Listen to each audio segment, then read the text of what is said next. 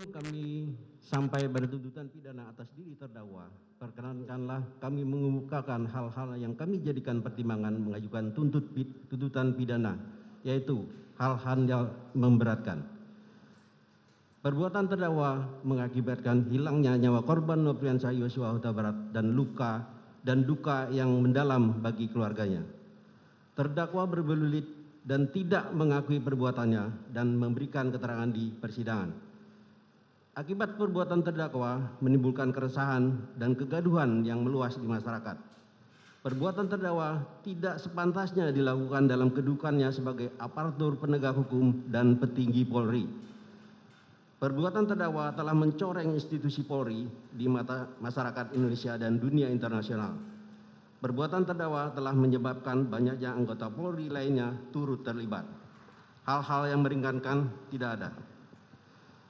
Berdasarkan uraian dimaksud, kami penuntut umum dalam perkara terdakwa Ferdy Sambo dengan memperhatikan ketentuan undang-undang yang bersangkutan menuntut mohon agar Majelis Hakim Pengadilan Negeri Jakarta Selatan yang memeriksa dan mengadili perkara atas nama terdakwa Ferdy Sambo memutuskan: 1. Menyatakan terdakwa Ferdy Sambo telah terbukti secara sah dan meyakinkan bersalah melakukan tindak pidana pembunuhan berencana secara bersama-sama melanggar pasal 340 KUHP Junto pasal 55 ayat 1 ke 1 KUHP dan menyatakan telah terbukti secara sah dan meyakinkan melakukan tindak pidana tanpa hak atau melawan hukum, melakukan tindakan yang berakibat terganggunya sistem elektronik menjadi tidak bekerja secara bersama-sama sebagaimana mestinya, melanggar pasal 49 Junto pasal 33 Undang-Undang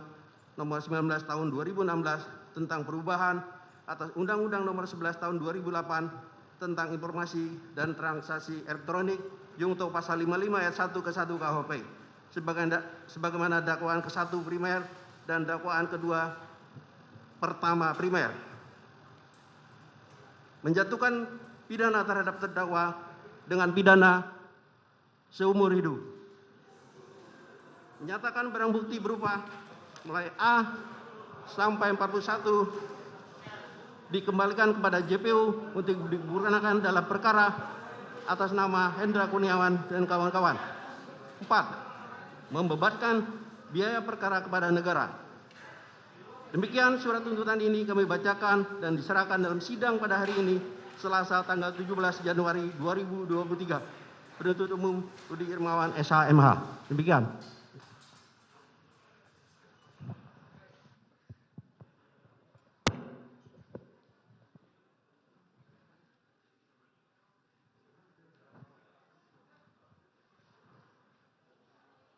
Ya, terdakwa, saudara sudah mendengar tuntutan dari penuntut umum. Silahkan berkonsultasi dengan penasihat hukum saudara.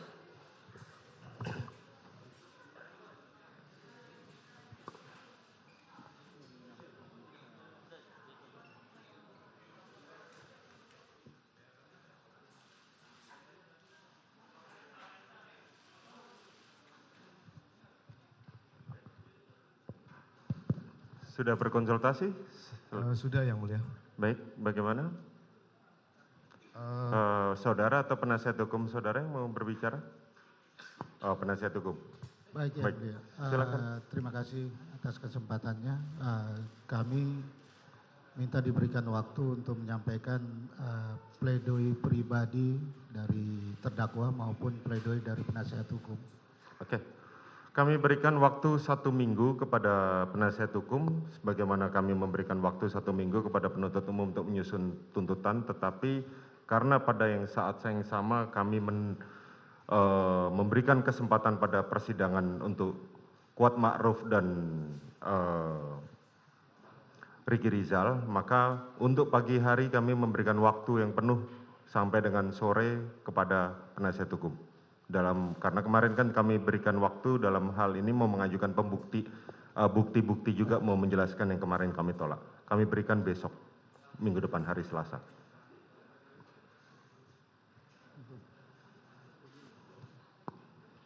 Untuk bukti sekalian ya?